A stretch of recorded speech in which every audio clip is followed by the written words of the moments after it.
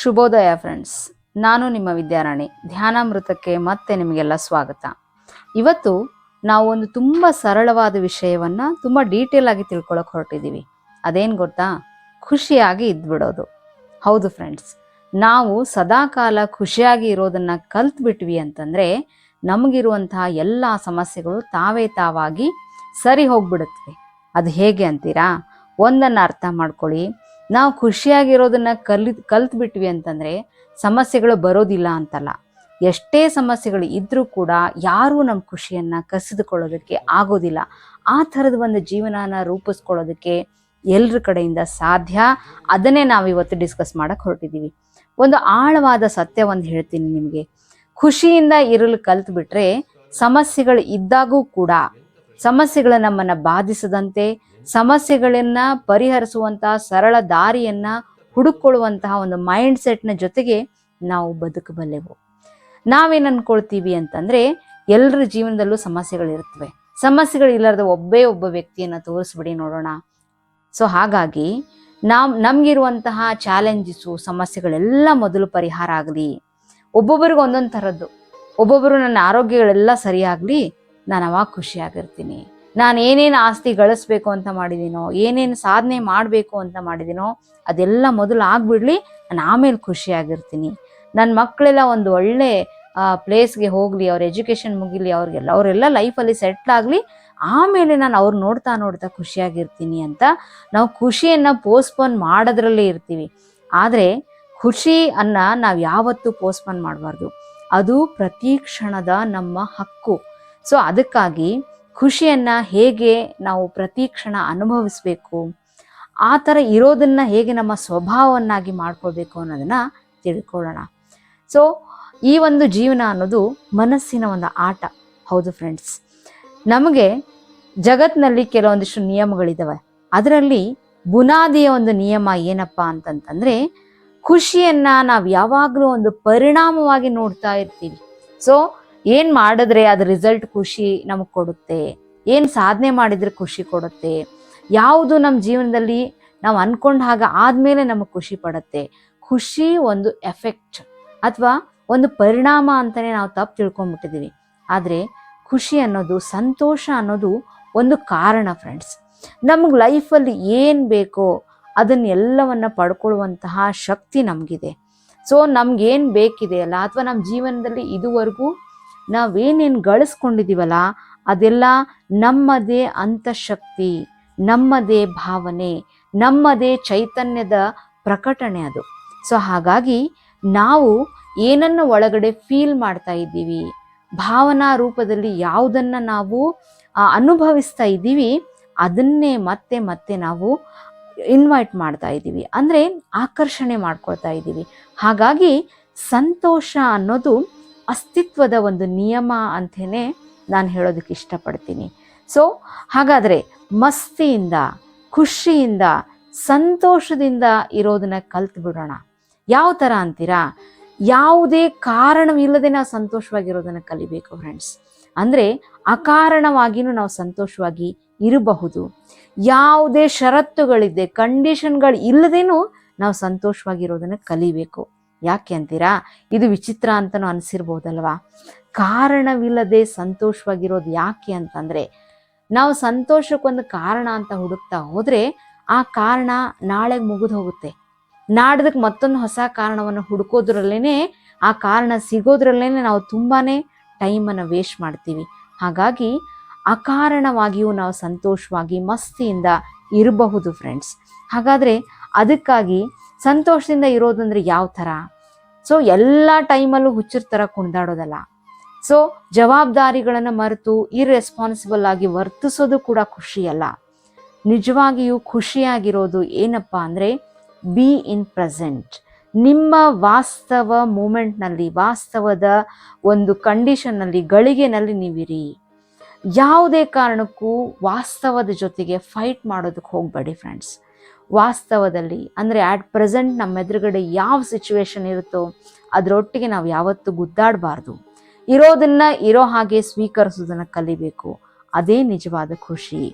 For example, ಈಗ ನಮಗೆ ಸದ್ಯಕ್ಕಿರೋ ಖುಷಿ ಏನಪ್ಪ ಅಂದರೆ, ಈಗ ನಾನು ಕುಳಿತುಕೊಂಡಿರುವಂತಹ ಈ ರೂಮ್ನಲ್ಲಿ ನಾನಿದ್ದೀನಿ, ನಾನು ಉಸಿರಾಡ್ತಾ ಇದ್ದೀನಿ, ನಾನು ಜೀವಂತವಾಗಿದ್ದೀನಿ ಅನ್ನೋದೇ ಒಂದು ಖುಷಿ. ಸೊ ತುಂಬ ಜನ ಈ ಖುಷಿ ಅನ್ನೋವಂಥ ವಿಚಾರಕ್ಕೆ ಬಂದಾಗ ಎಲ್ಲಿಂದ ಖುಷಿ ಪಡಬೇಕು ಮೇಡಮ್, ತುಂಬ ಚಿಂತೆಗಳಿದ್ದಾವೆ, ಸೊ ಸಮಸ್ಯೆಗಳೆಲ್ಲ ಬಗೆಹರಿದ ಮೇಲೇ ಅಲ್ವಾ ಖುಷಿ ಆಗೋದು ಅಂತ ಅಂದ್ಕೊಳ್ತಾರೆ. ಸೊ ಒಂದು ಸಮಸ್ಯೆ ಬಗೆಹರಿತು ಅಂತಂದರೆ ಇನ್ನೊಂದು ಸಮಸ್ಯೆ ಶುರು ಆಗೇ ಬಿಟ್ಟಿರುತ್ತೆ. ಹಾಗಾಗಿ ಸಮಸ್ಯೆ ಅಂತ ಕುಳಿತುಕೊಂಡು ಚಿಂತೆ ಮಾಡ್ತಾ ಕೂತ್ಕೊಂಡ್ರೆ, ಚಿಂತೆ ಮಾಡೋದ್ರಿಂದ ಯಾವ ಸಮಸ್ಯೆ ಬಗೆಹರಿದಿದೆ ಹೇಳಿ? ಜೀವನದಲ್ಲಿ ಇದುವರೆಗೂ ಚಿಂತೆಯಿಂದ ಒಂದೇ ಒಂದು ಸಮಸ್ಯೆ ಬಗೆಹರದೇ ಇಲ್ಲ. ಚಿಂತೆ ಮಾಡೋದ್ರಿಂದ ಬುದ್ಧಿ ಕೆಲಸ ಮಾಡೋದನ್ನು ನಿಲ್ಲಿಸ್ಬಿಡುತ್ತೆ ಫ್ರೆಂಡ್ಸ್. ಈ ಸತ್ಯ ನಿಮಗೆ ಗೊತ್ತಾ? ಹಾಗಾಗಿ ನಾವು ಯಾವಾಗ ಶಾಂತಿಯಿಂದ, ಖುಷಿಯಿಂದ, ಸಂತೋಷದಿಂದ ಇರ್ತೀವಿ, ಆವಾಗ ನಾವು ರಿಲ್ಯಾಕ್ಸ್ ಆಗಿರ್ತೀವಿ. ರಿಲ್ಯಾಕ್ಸ್ ಆದಂತಹ ಕಂಡೀಷನ್ನಲ್ಲಿ ಮನಸ್ಸು ಶಾಂತವಾಗಿರುತ್ತೆ. ಆವಾಗ 10 ದಾರಿಗಳು ನಮ್ಮ ಮುಂದೆ ತೆರೆದುಕೊಳ್ಳುತ್ತೆ. ಎಂಥದ್ದೇ ಸಮಸ್ಯೆಗಳಿರಲಿ ಅದಕ್ಕೆ ಪರಿಹಾರಗಳು ಕಾಣೋದಕ್ಕೆ ಶುರುವಾಗ್ತವೆ. ಹಾಗಾಗಿ ನಾವೇನು ಮಾಡಬೇಕು ಅಂತಂದರೆ, ಮೊದಲನೇ ನಾವು ಮಾಡೋ ಒಂದೇ ಒಂದು ತಪ್ಪನ್ನು ಸರಿಪಡಿಸ್ಕೋಬೇಕು. ಜೀವನನ ತುಂಬಾ ಗಂಭೀರವಾಗಿ ತೊಗೊಂಡ್ಬಿಟ್ಟಿದ್ದೀವಿ ಫ್ರೆಂಡ್ಸ್ ನಾವೆಲ್ಲ. ಅದೇ ನಾವು ಮಾಡೋ ತಪ್ಪು. ತೀರಾ ಗಂಭೀರವಾಗಿ ತಗೊಳ್ಳುವಂಥದ್ದು ಏನೂ ಇಲ್ಲ ಜೀವನದಲ್ಲಿ. ಸೊ ಅದು ಎಂತೆಂಥ ಸಣ್ಣ ಸಣ್ಣ ವಿಚಾರಗಳಿಗೆ ನಾವು ಜೀವನ ಗಂಭೀರ ಮಾಡ್ಕೊಂಡ್ಬಿಟ್ಟಿದ್ದೀವಿ ಅಂದರೆ, ಯಾರೇನೋ ಮಾತಾಡಿರ್ತಾರೆ, ಆ ಮಾತಿಗೋಸ್ಕರ ವಾರಗಟ್ಟಲೆ, ತಿಂಗಳುಗಟ್ಟಲೆ ನಾವು ಬೇಸರ ಪಡ್ತೀವಿ. ಒಂದು ಸಣ್ಣ ನಗು ಕೂಡ ನಗೋದಿಲ್ಲ. ನಮ್ಮ ನಗುವನ್ನು ಇನ್ಯಾರದ್ದೋ ಮಾತಿಗಾಗಿ ತ್ಯಾಗ ಮಾಡುವಷ್ಟು ಮೂರ್ಖರು ಫ್ರೆಂಡ್ಸ್ ನಾವು. ಯಾರೋ ದಾರಿನಲ್ಲಿ ಬರ್ತಾ ಇರ್ತೀವಿ, ನಮ್ಮನ್ನು ಓವರ್ಟೇಕ್ ಮಾಡಿಕೊಂಡು ಮುಂದಕ್ಕೊಂದು ಬೈಕ್ ಹೋಗುತ್ತೆ, ಅಲ್ಲಿಗೆ ನಮ್ಮ ಅಹಂಕಾರಕ್ಕೆ ಪೆಟ್ಟು ಬಿತ್ತು, ಅದಕ್ಕೂ ಕೂಡ ನಾವು ಬೇಸರ ಮಾಡ್ಕೊತೀವಿ. ಸೊ ಇಲ್ಲಿ ಕ್ಷಣ ಕ್ಷಣವೂ ಖುಷಿಯನ್ನು ನಾವು ತ್ಯಾಗ ಮಾಡ್ತಾ ಕಳೆದುಕೊಳ್ತಾ ಹೋಗೋದಕ್ಕಾಗಿಯೇ ಹವಣಿಸ್ತಿರ್ತೀವಿ ಹೊರತು ಯಾವ್ಯಾವ ರೀತಿ ಖುಷಿ ಪಡಬೇಕು ಅನ್ನುವಂಥ ದಾರಿಗಳನ್ನು ನಾವು ಹುಡುಕೋದಿಲ್ಲ. ಒಂದು ಸತ್ಯ ಗೊತ್ತಾ? ಈ ಜೀವನ ಒಂದು ದೊಡ್ಡ ಆಟ, ಒಂದು ಲೀಲೆ. ಇದು ಲೀಲೆಯಲ್ಲಿ ಮೈ ಮರೆತು ಬೆರೆತು ಹೋಗ್ಬಿಡೋದೇ ಜಾಣತನ. ಸೊ ಮಕ್ಕಳನ್ನು ನೋಡಿ, ಮಕ್ಕಳು ಎಷ್ಟೊಂದು ಆನಂದವಾಗಿರ್ತಾರೆ. ಅವ್ರಿಗೆ ಪ್ರೆಸೆಂಟ್ ಮೂಮೆಂಟೇ ಒಂದು ವರದಾನ. ಸೊ ವರ್ತಮಾನವೇ ನಿಜವಾದ ಬಹುಮಾನ ಅನ್ನೋ ಥರ ಮಕ್ಕಳು ಬದುಕಿರ್ತಾರೆ, ತುಂಬ ಖುಷಿಯಾಗಿರ್ತಾರೆ. ನಿನ್ನೆ ಏನಾಯಿತು ಅವ್ರು ಒಂಚೂರು ನೆನಪು ಮಾಡ್ಕೊಳ್ಳಲ್ಲ, ದುಃಖಿಸಲ್ಲ. ನಾಳೆ ಏನಾಗ್ಬಿಡುತ್ತೋ ಅಂತ ಭಯ ಪಡಲ್ಲ. ನಾವೇ ಇದನ್ನೆಲ್ಲ ಅವ್ರಿಗೆ ಕಲಿಸ್ತೀವಿ. ಸೀರಿಯಸ್ ಆಗಿರಿ, ಗಂಭೀರವಾಗಿರಿ, ನಾಳೆ ಬಗ್ಗೆ ಆಲೋಚನೆ ಮಾಡಿ ಅಂತೆಲ್ಲ ನಾವು ತುಂಬಿ ಮಕ್ಕಳ ಮನಸ್ಥಿತಿಯನ್ನು ಕಳಿತೀವಿ. ಆದರೆ ನಾವು ಮಕ್ಕಳಾಗದ ಹೊರತು ಸಂತೋಷವನ್ನು ಅನುಭವಿಸೋದಕ್ಕೆ ಸಾಧ್ಯ ಇಲ್ಲ. ಸೂರ್ಯನನ್ನು ನೋಡಿ, ಹೂವನ್ನು ನೋಡಿ, ಪಕ್ಷಿಗಳನ್ನು ನೋಡಿ, ಅವು ಯಾವತ್ತಾದರೂ ಯಾವುದಕ್ಕಾದರೂ ಚಿಂತೆ ಮಾಡಿದವ? ಪ್ರೆಸೆಂಟ್ ಮೂಮೆಂಟ್ನಲ್ಲಿ ಏನು ಕಾರ್ಯ ಮಾಡಬೇಕು, ಕೆಲಸ ಮಾಡಬೇಕು, ಅದನ್ನು ತುಂಬ ಶ್ರದ್ಧೆಯಿಂದ ಅವುಗಳೆಲ್ಲ ಮಾಡ್ತಾ ಇರ್ತವೆ. ಅಂಥವಕ್ಕೂ ಕೂಡ ಒಂದು ಪರಿಸರ, ಈ ಪ್ರಕೃತಿ ಒಂದು ಅಸ್ತಿತ್ವಕ್ಕೆ ರಕ್ಷಣೆಯನ್ನು ಕೊಟ್ಟಿದೆ ಅಲ್ವಾ? ಸೊ ಅಂದಮೇಲೆ ನಾವ್ಯಾಕೆ ಚಿಂತೆ ಮಾಡ್ತಾ ಮಾಡ್ತಾ ಸಂತೋಷನ ಕಳ್ಕೊಳ್ತಾ ಇದ್ದೀವಿ? ಫ್ರೆಂಡ್ಸ್, ಒಂದು ಅರ್ಥ ಮಾಡ್ಕೊಳ್ಳಿ, ಚಿಂತೆ ಅನ್ನೋದು ನಮ್ಮ ಅಸ್ತಿತ್ವಕ್ಕೆ ವಿರುದ್ಧವಾದ ಸಂಗತಿ. ನಿಜವಾಗಿಯೂ ನಾವು ಚಿಂತಾ ಆಗಬೇಕಾದಂತಹ ಒಂದು ಮೂಲತಃ ಜೀವಿಗಳು ಅಲ್ಲ. ಚಿಂತೆ ನಮ್ಮ ಮೂಲತಃ ಹೆಗ್ಗುರುತು ಅಲ್ಲ. ಸೊ ಹಾಗಾಗಿ ನಮ್ಮ ಅಸ್ತಿತ್ವಕ್ಕೆ ವಿರುದ್ಧವಾದ ಚಿಂತೆಯನ್ನು ಬಿಟ್ಬಿಡೋಣ ಫ್ರೆಂಡ್ಸ್. ಖುಷಿ ಅನ್ನೋದು, ಇದರ ಅರ್ಥವೇ ಸಮರ್ಪಣೆ. ಖುಷಿ ಅನ್ನೋದು ಒಂದು ಕಲೆ ಫ್ರೆಂಡ್ಸ್. ಖುಷಿಯಾಗಿರೋದು ಒಂದು ಸಾಧನೆ ಕೂಡ ಹೌದು. ಸೊ ಹಾಗಾದರೆ ಈಗ ನಾವು ಒಂದು ಸ್ವಲ್ಪ ಬೇರೆ ಕಡೆಗೆ ಹೊರಳೋಣ. ಏನು ಅಂದರೆ, ಖುಷಿಯಾಗಿ ಇರಬೇಕು ಅನ್ನೋವಂಥ ಸತ್ಯವನ್ನಂತೂ ನಾವು ತಿಳ್ಕೊಂಡಾಯ್ತು. ಹಾಗಾದರೆ ಖುಷಿಯಾಗಿರಬೇಕು ಅಂತ ಎಲ್ಲರಿಗೂ ಇಷ್ಟ, ಇರೋಕ್ಕಾಗ್ತಿಲ್ಲ. ಇರಬೇಕು ಅಂದರೆ ಏನು ಮಾಡಬೇಕು? ನಾವು ಖುಷಿಯಾಗಿರಬೇಕು ಅಂದರೆ ನಾವು ಮಾಡಬೇಕಾಗಿರೋ ಕೆಲವು ಟಿಪ್ಸನ್ನು ತುಂಬಾ ಸಿಂಪಲ್ ಆಗಿ ಹೇಳ್ತೀನಿ, ಕೇಳಿಸ್ಕೊಂಡ್ಬಿಡಿ. ಬೆಳಗ್ಗೆ ಎದ್ದ ತಕ್ಷಣ ನಿಮ್ಮ 2 ಕೈಗಳನ್ನು ದೂರಕ್ಕೂ ಚಾಚಿ ಒಂದು ಸರ್ತಿ ಹೇಳ್ಬಿಡಿ, ನಾನಿವತ್ತು ಇಡೀ ದಿನ ಖುಷಿಯಾಗಿರ್ತೀನಿ. ಏನೇ ಆಗಲಿ, ಎಂಥದ್ದೇ ಸಂದರ್ಭಗಳು ಬರಲಿ, ಸಿಚುವೇಶನ್ಸ್ ಏನೇ ಆಗಿರಲಿ, ನನ್ನ ಫಾರ್ ಆಗಿರಲಿ ಅಥವಾ ನನ್ನ ಅಗೇನಸ್ಟ್ ಆಗಿರಲಿ, ನಾನು ಯಾವಾಗಲೂ ಖುಷಿಯಾಗಿ ಇರ್ತೀನಿ ಅಂತ ಡಿಸೈಡ್ ಮಾಡಿಬಿಡಿ. ಕೆಲವೊಂದು ಸತಿ ಸಂದರ್ಭಗಳು ಸಿಟ್ಟನ್ನು ತರಿಸುತ್ತವೆ, ಅಲ್ಲಿ ಇನ್ಯಾರ್ದೋ ಮೇಲೆ ರೇಗಬೇಕಾದಂಥ ಸಂದರ್ಭ ಬರುತ್ತೆ. ಆಗ ಒಂದು ಸರ್ತಿ ವಿಚಾರ ಮಾಡಿ, ಈ ಒಂದು ಸಣ್ಣ ಸಂದರ್ಭಕ್ಕೋಸ್ಕರ ನಾನು ನನ್ನ ಖುಷಿಯನ್ನು ಕಳ್ಕೊಳ್ಳ. ಸೊ ಆವಾಗ ದೀರ್ಘವಾದ ಶ್ವಾಸಗಳನ್ನು ತೆಗೆದುಕೊಳ್ಳಿ. ಸೊ ಇದೇ ಥರ ನೀವು ಪ್ರಾಕ್ಟೀಸ್ ಮಾಡ್ತಾ ಬನ್ನಿ. ದೀರ್ಘ ಶ್ವಾಸದ ಜೊತೆಗೆ ನನ್ನ ಖುಷಿ ಕಳೆದುಕೊಳ್ಳುವಷ್ಟು ಮೂರ್ಖ ನಾನಲ್ಲ ಅಂತ ಅಂದ್ಕೊಳ್ಳಿ. ಸೊ ಒಂದು ದಿನ ರಿಯಲಿ ನೀವು ಖುಷಿಯಾಗಿರೋದಕ್ಕೆ ರೆಡಿ ಆಗ್ತೀರಿ. ಖುಷಿಯಾಗಿರೋದು ನಿಮ್ಮ ನೇಚರ್ ಆಗ್ಬಿಡುತ್ತೆ. ಬರೀ ನಿಮ್ಮ ಮಟ್ಟಕ್ಕೆ ಅದು ನೇಚರ್ ಆಗೋಲ್ಲ, ನಿಮ್ಮ ಒಂದು ಸ್ವಭಾವ ಮಾತ್ರ ಆಗೋಲ್ಲ, ನೀವು ಖುಷಿಯಾಗಿರೋದ್ರ ಜೊತೆಗೆ ಸಂತೋಷದ ಕಂಪನಗಳನ್ನ ಇಡೀ ಪ್ರಕೃತಿಗೆ ಹರಡ್ತೀರಿ ನೀವು. ಒಬ್ಬ ಖುಷಿಯಾಗಿರೋ ವ್ಯಕ್ತಿ ತನ್ನ ಸುತ್ತಿರುವಂಥ ಪರಿಸರವನ್ನೇ ಬದಲಿಸಿ ಬಿಡ್ತಾನೆ. ಇಡೀ ಜಗತ್ತಿಗೆ ಖುಷಿಯನ್ನ ಹರಡುವ ಬುದ್ಧರಾಗ್ತೀರಿ ನೀವೆಲ್ಲ. ಸೊ ಹಾಗಾಗಿ ಮೊದಲನೇದು, ಬೆಳಗ್ಗೆ ಎದ್ದ ತಕ್ಷಣ ನಾನು ಸಂತೋಷವಾಗಿರ್ತೀನಿ ಅಂತ ಒಂದು ನಿರ್ಧಾರ ಮಾಡೋದಿದೆಯಲ್ಲ, it is very very important friends. Problems ಲೈಫಲ್ಲಿ ಬರ್ತಾ ಇರ್ತವೆ, ಹೋಗ್ತಾ ಇರ್ತವೆ. ನಾವು ಖುಷಿಯಾಗಿರ್ತೀವಿ ಅಂತ ನಿರ್ಧಾರ ಮಾಡಿದ ತಕ್ಷಣ ಪ್ರಾಬ್ಲಮ್ಸ್ ಬರೋದಿಲ್ಲ ಅಂತ ನಾನು ಹೇಳ್ತಾ ಇಲ್ಲ. ಪ್ರಾಬ್ಲಮ್ಸ್ ಬರ್ತಿರ್ತವೆ, ಹೋಗ್ತಿರ್ತವೆ, ಆದರೆ ಅವುಗಳನ್ನು ನೋಡೋ ದೃಷ್ಟಿಕೋನ ನಮ್ಮದು ಬದಲಾಗ್ತಾ ಹೋಗುತ್ತೆ. ಮೊದಲೆಲ್ಲ ಒಂದು ಸಣ್ಣ ಗಾಳಿ ಬಂದರೂ ಮುರಿದು ಬೀಳ್ತಿರ್ತಕ್ಕಂತಹ ನಾವು ಬಿರುಗಾಳಿ ಬಂದರೂ ಜಸ್ಟ್ ಒಂದ್ಸರ್ತಿ ಶೇಕ್ ಆಗ್ತೀವಿ ಅಷ್ಟೇ, ಆದರೆ ಮುರಿದು ಬೀಳೋದಿಲ್ಲ. ಇದು ನಮ್ಮಲ್ಲಾದ ನಿಜವಾದ ಬದಲಾವಣೆ. ಹಾಗಾಗಿ ನೀವು ಪ್ರಾಬ್ಲಮ್ಸ್ಗಳತ್ತ ಮುಖ ಮಾಡಿ ನೋಡಬೇಡಿ, ಪ್ರಾಬ್ಲಮ್ಸ್ಗಳನ್ನ ಸೈಡ್ಗಿಡಿ, ಪ್ರಾಬ್ಲಮ್ಸ್ಗಳು ಅದ್ರ ಪಾಡಿಗದಿರಲಿ, ನನ್ನ ಪಾಡಿಗೆ ನಾನು ಖುಷಿಯಾಗಿರ್ತೀನಿ ಅನ್ನೋ ಮಟ್ಟಕ್ಕೆ ರೆಡಿ ಆಗಬೇಕು ಫ್ರೆಂಡ್ಸ್. ಇನ್ನು ಎರಡನೇ ಸಂಗತಿ ಏನಪ್ಪ ಅಂತಂತಂದ್ರೆ, ಮನಸ್ಸು ಇನ್ನೆಲ್ಲೋ ದೇಹ ಇನ್ನೆಲ್ಲೋ ಇರೋದಾದ್ರೆ ಖಂಡಿತ ನಾವು ಖುಷಿಯಾಗಿರೋಕ್ಕಾಗಲ್ಲ. ಆದ್ರಿಂದ ನಾವು ಇರೋ ಜಾಗದಲ್ಲೇ ಇರುವಂತಹ ಪರಿಸ್ಥಿತಿನಲ್ಲಿ ಸಂಪೂರ್ಣವಾಗಿ ಮನಸ್ಸನ್ನ ಇರಿಸ್ಬೇಕು. ಸೊ ನಾವು ಒಂದ್ ವೇಳೆ ಟೀ ಕುಡಿತಾ ಇದ್ದೀವಿ ಅಂದ್ರೆ ಕಂಪ್ಲೀಟ್ ಆಗಿ ನಮ್ಮ ಗಮನ ಟೀ ಕುಡಿಯೋದ್ರ ಮೇಲೆ ಇರಬೇಕು. ಕೆಲಸ ಏನೋ ಮಾಡ್ತಾ ಇದ್ದೀವಿ ಅಂದ್ರೆ ಕೆಲಸದ ಮೇಲೆ ಕಂಪ್ಲೀಟ್ ಆದ ಗಮನ ಇರಬೇಕು ಫ್ರೆಂಡ್ಸ್. ಸೊ ಸ್ವೀಕಾರ ಮನೋಭಾವನೆ ಅನ್ನುವಂಥದ್ದು. ಯಾವತ್ತೂ ವಾಸ್ತವ ಜೊತೆಗೆ ಗುದ್ದಾಡೋದಕ್ಕೆ ಹೋಗಬಾರ್ದು.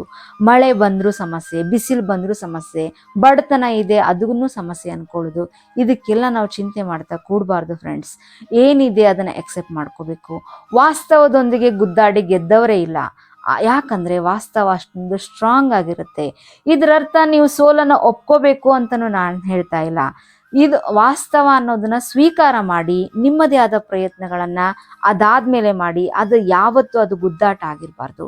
ವಾಸ್ತವವನ್ನ ಸ್ವೀಕಾರ ಮಾಡಿಬಿಟ್ವಿ ಅಂತಂದ್ರೆ ಅದು ಯಾವಾಗ್ಲೂ ನಮ್ಮ ಫಾರ್ ಆಗಿರೋದಕ್ಕೆ ಶುರು ಮಾಡುತ್ತೆ. ಹಾಗಾಗಿ ಸ್ವೀಕೃತಿಯೇ ಒಂದು ಅತ್ಯಂತ ದೊಡ್ಡ ಖುಷಿ. ನಿಜವಾದ ಮಸ್ತಿ ಎದರಲ್ಲಿದೆಯಪ್ಪ ಅಂತಂದ್ರೆ ಸ್ವೀಕೃತಿಯಲ್ಲಿದೆ. ಹಾಗಾಗಿ ನಾವು ಎಲ್ಲವನ್ನ ಅಕ್ಸೆಪ್ಟ್ ಮಾಡ್ಕೊಳ್ಳೋದನ್ನ ಕಲಿಬೇಕು ಫ್ರೆಂಡ್ಸ್. ಇನ್ನು ಮಸ್ತಿಯ ಒಂದು ದೊಡ್ಡ ರಾಜ್ಯ ಯಾವ್ದಪ್ಪ ಅಂದ್ರೆ ಧ್ಯಾನ. ನಾನ್ ನಿಮ್ಗೆ ದಿನದ 24 ಗಂಟೆನೂ ಧ್ಯಾನ ಮಾಡಿ ಅಂತ ಹೇಳಲ್ಲ. ಸೊ ನಾವು ನಮ್ಮ ಚೈತನ್ಯದ ಜೊತೆಗೆ ಸಾಕ್ಷೀಭೂತವಾಗಿ ನಮ್ಮ ಫೀಲಿಂಗ್ಸ್ ಅನ್ನ ಬದಲಿಸ್ಕೊಳ್ಳೋಕೆ ಒಂದು ಅವಕಾಶವನ್ನ ಕ್ರಿಯೇಟ್ ಮಾಡೋದಕ್ಕಾಗಿ ಧ್ಯಾನ ಮಾಡಬೇಕು. ಸೊ ನೀವು ದಿನದ 1-2 ಗಂಟೆಗಳ ಕಾಲ ಧ್ಯಾನ ಮಾಡಿ. ಫೀಲಿಂಗ್ಸ್ ಬರ್ತಾ ಇರ್ತವೆ, ಹೋಗ್ತಾ ಇರ್ತವೆ. ಸೊ ನೆನಪುಗಳು ಬರ್ತಾ ಇರ್ತವೆ, ಹೋಗ್ತಾ ಇರ್ತವೆ. ಆದ್ರೂ ನೀವು ನಿಶ್ಚಲವಾಗಿರೋದಕ್ಕೆ ಸಾಧ್ಯ ಆಗುತ್ತೆ ಫ್ರೆಂಡ್ಸ್. ವಿಚಾರ ಹೇಗೆ ಬರಲಿ, ಎಂಥದ್ದೇ ಇರಲಿ, ಕೇವಲ ಅಬ್ಸರ್ವ್ ಮಾಡಿ. ಸೊ ಅಬ್ಸರ್ವ್ ಮಾಡೋದ್ರಲ್ಲಿನೇ ಒಂದು ಖುಷಿ ಇದೆ, ಅದನ್ನು ಕೂಡ ಅನುಭವಿಸಿ ನೋಡಿ. ಇನ್ನೊಂದು ದಾರಿ ಇದೆ. ಯಾವಾಗ್ಲೂ ಎಂಥದ್ದೇ ವ್ಯಕ್ತಿಗಳಿರ್ಲಿ, ಎಂಥದ್ದೇ ಸಿಚುವೇಶನ್ಸ್ ಇರಲಿ, ಅವರೆಲ್ಲರನ್ನ ಪ್ರೇಮದ ಕಣ್ಣುಗಳಿಂದ, ಕರುಣೆಯ ಕಂಪನಿಗಳಿಂದ ನೋಡೋದನ್ನ ಕಲ್ತು ಬಿಡಬೇಕು. ಸೊ ಯಾರಿಗಾದ್ರೂ ಸಹಾಯ ಮಾಡ್ಬೇಕನ್ನಿಸ್ತಾ ಬೇಷರತ್ತಾಗಿ ಅಂದ್ರೆ ಅನ್ಕಂಡೀಷನಲ್ ಆಗಿ ಸಹಾಯ ಮಾಡಿ. ಸೇವೆ ಮಾಡಬೇಕು ಅನಿಸ್ತಾ ಸೇವೆ ಮಾಡಿ. ಅಹಂಕಾರ ಅನ್ನೋದು ಎಷ್ಟು ಬೇಡ, ನಿರಹಂಕಾರವಾಗಿ ಸೇವೆ ಮಾಡಿ. ಕೊಡುವುದು ನಮ್ಮ ಮೂಲ ಸ್ವಭಾವವಾಗಬೇಕು. So giving should be our wonderful nature. ನಗೋದನ್ನ ಮರಿಬೇಡಿ ಮಧ್ಯ ಮಧ್ಯದಲ್ಲಿ. So don't be serious, relax ಆಗಿರಿ. ತುಂಬಾ ಜನರನ್ನ ನಾನು ನೋಡಿದ್ದೀನಿ, ಚಿಕ್ಕ ಚಿಕ್ಕ ವಿಚಾರಗಳಿಗೆ ಎಷ್ಟೋ ದಿನ, ತಿಂಗಳು, ವರ್ಷಗಟ್ಲೆ ನಕ್ಕೆ ಇರೋದಿಲ್ಲ ಫ್ರೆಂಡ್ಸ್. ಆದರೆ ಒಂದಂತೂ ಅವ್ರಿಗೆ ಗೊತ್ತಿಲ್ಲ, life is A beautiful joke ಅಂತ. ಯಾವ್ದ್ಯಾವ್ದಕ್ಕೆ ನಗಬೇಕು ಗೊತ್ತಾ? ನಮ್ಮದೇ ಚಿಕ್ಕ ಚಿಕ್ಕ ತಪ್ಪುಗಳಿಗಾಗಿ ನಗಬೇಕು. ಬೇರೆಯವರು ತಪ್ಪು ಮಾಡಿದಾಗ ಅದನ್ನು ಜೋಕಾಗಿ ನಗಬೇಕು. ಮಸ್ತಿ ಅನ್ನೋದು, ಖುಷಿ ಅನ್ನೋದು ನಮ್ಮ ಅಸಲಿ ಸ್ವರೂಪ. ಹಾಗಾಗಿ ಎಲ್ಲರನ್ನೂ ಪ್ರೇಮದ ಕರುಣೆಯಿಂದ, ಕಣ್ಣುಗಳಿಂದ ನೋಡ್ತಾ ಹೋದ್ರೆ ಖಂಡಿತವಾಗಿ ನಾವು ಸಂತೋಷವಾಗಿರೋದಕ್ಕೆ ಸಾಧ್ಯ. ಇನ್ನು ಜೀವನದಲ್ಲಿ ಏನೇನಕ್ಕೆಲ್ಲ ಧನ್ಯವಾದ ಹೇಳೋದಕ್ಕೆ ಎಷ್ಟೊಂದು ವಿಫುಲವಾದ ಅವಕಾಶಗಳಿದೆ. ಅವಕ್ಕೆಲ್ಲ ಧನ್ಯವಾದವನ್ನ ಹೇಳೋದನ್ನ ಕಲಿಬೇಕು. ಜೀವನದ ನಿಜವಾದ ಸಫಲತೆ ಯಾವುದು ಹೇಳಿ ಫ್ರೆಂಡ್ಸ್? ದೊಡ್ಡ ದೊಡ್ಡ ಮನೆ ಕಟ್ಟೋದಲ್ಲ, ಗಾಡಿ ತಗೊಳ್ಳೋದಲ್ಲ, ಆಸ್ತಿ ಸಂಪಾದನೆ ಮಾಡೋದಲ್ಲ, ಹೆಸರು ಗಳಿಸೋದಂತೂ ಮೊದಲೇ ಅಲ್ಲ. ನಿಜವಾದ ಸಂಪಾದನೆ, ನಿಜವಾದ ಸಫಲತೆ ಏನಪ್ಪಾ ಅಂದ್ರೆ ಪ್ರತಿ ಕ್ಷಣ ಖುಷಿಯಾಗಿರೋದು. ಸೊ ಪ್ರತಿದಿನ ಬೆಳಿಗ್ಗೆ ಎದ್ದು ನೀವು ಮಾಡಬೇಕಾದಂತ ಖುಷಿಯಿಂದ ಇನ್ವಾಲ್ವ್ಮೆಂಟ್ನಿಂದ ಮಾಡಬೇಕಾದಂತ 3 ಕೆಲಸಗಳನ್ನ ನೆನಪು ಮಾಡ್ಕೊಳ್ಳಿ. 3 ಒಳ್ಳೆಯ ವಿಷಯಗಳಿಗಾಗಿ ಥ್ಯಾಂಕ್ಸ್ ಹೇಳೋದನ್ನ ಕಲೀರಿ. ಇಷ್ಟೇ ಸಣ್ಣ ಕೆಲಸ ಮಾಡಿ. ಅಪೇಕ್ಷೆ ಬೇಡಿಕೆಗಳು ಹೆಚ್ಚಾದಷ್ಟು ದುಃಖ ಹೆಚ್ಚಾಗತ್ತೆ. ಸೊ ನಾವು ಒಂದು ವೇಳೆ ಮಸ್ತಿಯಲ್ಲಿ ಖುಷಿಯಲ್ಲಿ ಇರೋದಕ್ಕೆ ಸ್ಟಾರ್ಟ್ ಮಾಡಿದ್ವಿ ಅಂತಂದ್ರೆ ನಾವ್ ಯಾವಾಗಲೂ ಇನ್ನೊಬ್ಬರಿಗೆ ಕೊಡೋದ್ರಲ್ಲಿ ಸಂತೋಷ ಪಡ್ತೀವಿ. ನಮ್ ಕೆಲಸವನ್ನ ಒಂದು ಆಟದ ತರ ನಾವು ಮಜಾ ಮಾಡ್ತೀವಿ. ನಮ್ಮಲ್ಲಿರೋ ಖುಷಿ ನಮ್ಮ ಕ್ರಿಯೇಟಿವಿಟಿಯನ್ನ ಹೆಚ್ಚು ಮಾಡುತ್ತೆ ಫ್ರೆಂಡ್ಸ್. ಸಫಲತೆ, ಹೆಸರು ಗಳಿಸೋದು, ದುಡಿಯೋದು, ಇನ್ಯಾವುದನ್ನೋ ಗಳಿಸೋದು ಯಾವತ್ತು ಗುರಿ ಆಗ್ಬಾರ್ದು. ಖುಷಿಯಿಂದ ಬದುಕಬೇಕು ಪ್ರತಿ ಕ್ಷಣ ಅನ್ನೋದು ನಮ್ಮ ಗುರಿ ಆಗ್ಬೇಕು. ತುಂಬಾ ಜನರದೊಂದು ಕಂಪ್ಲೇಂಟ್ ಇದೆ ಫ್ರೆಂಡ್ಸ್, ಮೇಡಮ್ ನಾನು ಏನ್ ಮಾಡ್ಲಿ, ನಾನು ಒಂಟಿಯಾಗಿರ್ತೀನಿ, ನನ್ನ ಸುತ್ತಲೂ ಯಾರು ಇಲ್ಲ, ನನ್ನ ಭಾವನೆಗಳನ್ನ ಹಂಚ್ಕೊಳ್ಳೋರಿಲ್ಲ, ನಾನು ಹೆಂಗ್ ಖುಷಿಯಾಗಿರ್ಲಿ ಅಂತ ತುಂಬಾ ಜನ ಫೋನಲ್ಲಿ ಕೇಳ್ತಾ ಇರ್ತಾರೆ. ನಿಜ ಹೇಳ, if you are alone you are so lucky. ನೀವು ಒಂಟಿಯಾಗಿದ್ದೀರಿ ಅಂತಂತಂದ್ರೆ ಖಂಡಿತವಾಗಿನೂ ನೀವು ನಿಮ್ಮ ಒಂದು ಒಳಗಿರುವಂತಹ ಒಂದು ಚೈತನ್ಯದ ಶಕ್ತಿಯ ಜೊತೆಗೆ ಒಂದು ಅಲೈನ್ಮೆಂಟ್ ನಲ್ಲಿ ಬರೋದಕ್ಕೆ ಸಾಧ್ಯ. ಶರೀರಗಳಲ್ಲಿ ವ್ಯತ್ಯಾಸ ಆಗ್ಬೋದು ಫ್ರೆಂಡ್ಸ್, ಪರಿಸ್ಥಿತಿಗಳು ಶರೀರದಲ್ಲಿ ವ್ಯತ್ಯಾಸ ತರಬಹುದು, ಆದ್ರೆ ಚೈತನ್ಯದ ಸ್ಥಿತಿಯಲ್ಲಿ ಯಾವತ್ತು ವ್ಯತ್ಯಾಸ ಆಗೋಲ್ಲ ನೀವು ಖುಷಿಯಾಗಿ ಇರೋದ್ರಿಂದ. ಇನ್ನು ತುಂಬಾ ಜನ ಒಂದ್ ಪ್ರಶ್ನೆ ಕೇಳ್ತಾರೆ, ಸಾವು ಅಂದ್ರೆ ತುಂಬಾ ಭಯ ಆಗುತ್ತೆ, ಏನನ್ನಾದ್ರೂ ಕೇಳಿದ್ರೆ ಸಾವಿನ ಬಗ್ಗೆ ಕೇಳಿದ್ರೆ ಡಿಪ್ರೆಷನ್ ಆಗುತ್ತೆ, ಅದ್ರ ಬಗ್ಗೆ ಆಲೋಚನೆ ಮಾಡಿದಾಗೆಲ್ಲ ಹೇಗ್ ಖುಷಿಯಾಗಿರೋದಕ್ ಸಾಧ್ಯ ಅಂತ ಕೇಳ್ತಾರೆ. ಒಂದಂತೂ ಸತ್ಯ, ನೀವ್ ಯಾವಾಗ ಪ್ರೆಸೆಂಟ್ ಮೂಮೆಂಟ್ ನಲ್ಲಿ ಇರ್ತೀರೋ ಅವಾಗ ಭಯ ಅನ್ನೋದು ಹೊರಟೋಗುತ್ತೆ. ಆ ಭಯ ಎಲ್ಲದ್ರ ಮೇಲಿಂದನೂ ಹೊರಟೋಗ್ತಾ ಹೋಗುತ್ತೆ. ಒಂದಿನ ಸಾವಿನ ಮೇಲಿನ ಭಯ ಕೂಡ ಹೊರಟೋಗುತ್ತೆ ಫ್ರೆಂಡ್ಸ್. ಹಾಗಾಗಿ ಖುಷಿ ಅನ್ನೋದು ಒಂದು ಸಿದ್ಧಾಂತ ಅಲ್ಲ, ಇದೊಂದು ಜೀವಂತ ಸತ್ಯ. ಲೈಫ್ ಏನ್ ಗೊತ್ತಾ, ಲೈಫ್ ಅನ್ನೋದೊಂದು ಸೆಲೆಬ್ರೇಷನ್, ಅದೊಂದು ಉತ್ಸವವನ್ನ ಆಚರಣೆ ಮಾಡೋದಕ್ಕಾಗಿ ನಾವೆಲ್ಲ ಬಂದಿದೀವಿ ಅಂದ್ಮೇಲೆ ಖುಷಿಯಾಗಿ ಇದ್ದು ಬಿಡೋಣ. ಉತ್ಸವವನ್ನ ಎಂದು ದುಃಖದಿಂದ ಆಚರಣೆ ಮಾಡೋದ್ರಲ್ಲಿ ಅರ್ಥವೇ ಇಲ್ಲ. ಖುಷಿಯಾಗಿ ಬದುಕಿನ ಪ್ರತಿಯೊಂದು ಗಳಿಗೆಯನ್ನು ಕಳೆಯೋದಕ್ಕೆ ಸಾಧ್ಯ ಫ್ರೆಂಡ್ಸ್. ಹಾಗಾಗಿ ಇಲ್ಲಿ ಹೇಳಿರುವಂತ ಎಲ್ಲವೂ ಪ್ರತಿಯೊಬ್ಬರಿಗೂ ಸುಲಭ ಸಾಧ್ಯವಾದ, ಅರಿತುಕೊಳ್ಳಲು ಸಾಧ್ಯವಾಗುವಂತ ಸತ್ಯಗಳಾಗಿವೆ. ನಮ್ಮಲ್ಲಿ ಚಿಕ್ಕ ಚಿಕ್ಕ ನಿರ್ಧಾರಗಳು, ಚಿಕ್ಕ ಚಿಕ್ಕ ಪ್ರಯತ್ನಗಳು ಆಗ್ಬೇಕಾಗಿವೆ ಅಷ್ಟೇ. ಹಾಗಾಗಿ ಖುಷಿಯಿಂದ ಇರೋದನ್ನ ಕಲ್ತ್ಬಿಡಿ, ಜೀವನದ ಎಲ್ಲ ಸಮಸ್ಯೆಗಳು ತಂತಾನೇನೆ ಸರಿ ಹೋಗ್ಬಿಡತ್ತೆ. ಇವತ್ತಿನ ವಿಷಯ ಖಂಡಿತ ಎಲ್ಲರಲ್ಲೂ ಒಂದು ಹೊಸ ಉತ್ಸಾಹ ತಂದಿರುತ್ತೆ ಅಂತ ನಾನು ಅನ್ಕೊಳ್ತೀನಿ. ಹಾಗಾಗಿದ್ರೆ ಮಾತ್ರ ನನ್ನ ಚಾನಲ್ ಅನ್ನ ಸಬ್ಸ್ಕ್ರೈಬ್ ಆಗಿ, ಈ ವಿಡಿಯೋವನ್ನ ಎಲ್ರಿಗೂ ಶೇರ್ ಮಾಡಿ, ನಿಮ್ ಜೊತೆಗೆ 100 ಜನ ಖುಷಿಯಾಗಿರೋದಕ್ಕೆ ಒಂದು ಅವಕಾಶವನ್ನ ಕ್ರಿಯೇಟ್ ಮಾಡಿ ಫ್ರೆಂಡ್ಸ್. Thank you friends. ಶುಭ ದಿನ.